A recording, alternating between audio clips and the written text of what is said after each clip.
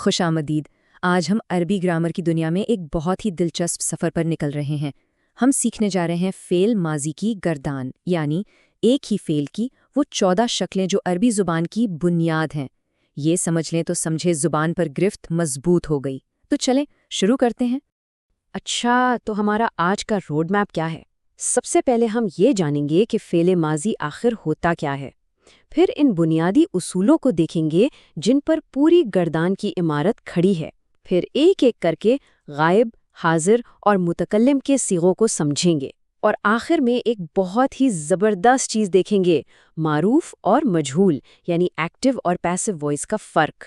کسی بھی چیز کو بنانے سے پہلے اس کی بنیاد کو سمجھنا بہت ضروری ہوتا ہے نا؟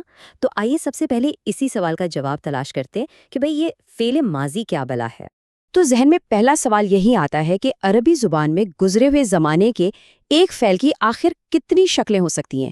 یہ وہ پہیلی ہے جسے گردان کا یہ منظم نظام ہمارے لیے حل کرتا ہے۔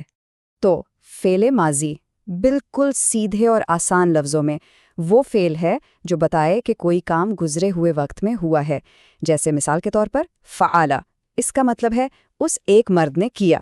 بس یہ سمجھ لیں کہ یہ اس پورے سسٹم کا سٹارٹنگ پوائنٹ ہے۔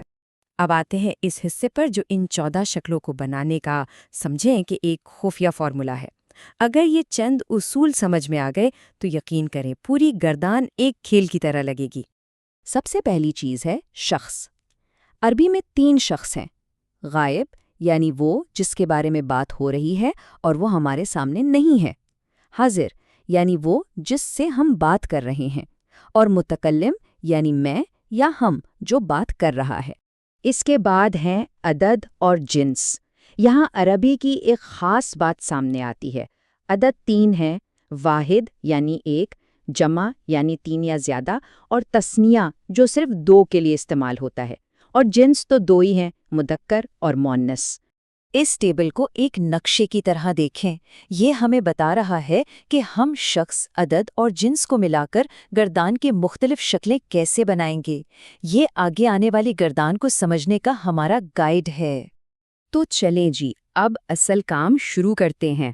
گردان کی عمارت کی پہلی منزل تعمیر کرتے ہیں، اور اس کی بنیاد ہیں تیسرے شخص یعنی غائب کے صیغے۔ یہاں غائب مذکر کے صیغے ہیں۔ غور کریں کہ کس طرح بنیادی فعل فعلہ کے آخر میں کچھ جوڑا جا رہا ہے۔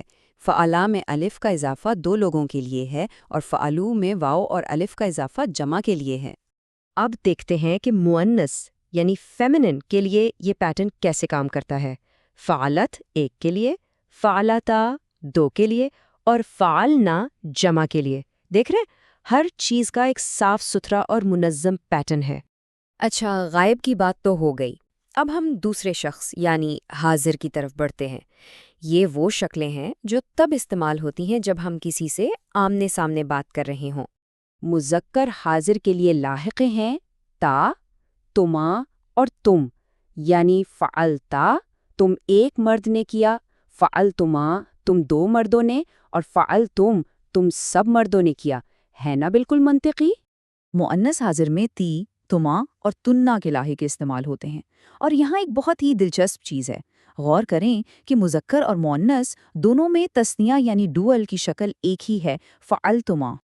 اب ہم پہنچ گئے ہیں آخری اور سچ پوچھیں تو سب سے آسان گروپ پر، یعنی متکلم، جو بات کر رہا ہے۔ متکلم میں تو کوئی لمبی چوڑی کہانی ہی نہیں، صرف 2 شکلیں ہیں، اور یہ مذکر اور مؤنث دونوں کے لیے ایک جیسی ہیں۔ فعلتو یعنی میں نے کیا، اور فعلنا یعنی ہم نے کیا۔ کتنا سادہ اور خوبصورت۔ تو غائب کے 6، حاضر کے 6 اور متکلم کے 2، یہ مل کر بن گئے پورے 14 صیغے۔ یہ ہے عربی فعل ماضی کی مکمل گردان، ایک انتہائی منظم اور خوبصورت سسٹم۔ لیکن کہانی میں ابھی ایک اور موڑ باقی ہے۔ اب ہم گردان کے ایک اور بہت اہم پہلو کو دیکھتے ہیں، معروف اور مجہول۔ آسان زبان میں کہیں تو ایکٹیو اور پیسو وائس۔ فرق بہت ہی آسان ہے۔ معروف میں ہمیں پتہ ہوتا ہے کہ کام کس نے کیا، فاعل یا کام کرنے والا معلوم ہوتا ہے، جیسے اس نے کیا، جبکہ مجہول میں کام کرنے والے کا پتہ نہیں ہوتا، صرف یہ پتہ ہوتا ہے کہ یہ کام کیا گیا۔ اور یہاں آ کر اس زبان کی خوبصورتی اور بھی نکھر جاتی ہے۔ دیکھیں، معروف سے مجہول بنانے کے لیے کوئی لمبے چوڑے نئے الفاظ نہیں بنانے پڑتے، صرف حرکات میں ایک چھوٹی سی تبدیلی کرنی پڑتی ہے۔ فعلا سے بن گیا فعلا، اور یہی ایک چھوٹا سا اصول پوری 14 کی 14 شکلوں پر لاگو ہوتا ہے۔ کمال ہے نا؟ تو آج کی اس پوری گفتگو سے ہم نے کیا سیکھا؟ سب سے اہم بات یہ کہ فعل ماضی کی 14 شکلیں ہوتی ہیں جو شخص، عدد اور جنس کے حساب سے بدلتی ہیں، اور یہ سب کچھ بے ترتیب نہیں ہے بلکہ ایک باقاعدہ پیٹرن پر چلتا ہے، اور ایک چھوٹی سی حرکات کی تبدیلی سے ایکٹیو سے پیسو وائس بن جاتا ہے، یعنی یہ رٹا لگانے کا نہیں بلکہ پیٹرن سمجھنے کا نظام ہے۔ تو ماضی کی گردان پر تو ہماری گرفت مضبوط ہو گئی۔ اب اگلا پڑاؤ ہے فعل مضارع، وہ فعل جو حال اور مستقبل دونوں زمانوں پر محیط ہے۔ تو کیا اس اگلے چیلنج کے لیے ذہنی طور پر تیار رہنا چاہیے؟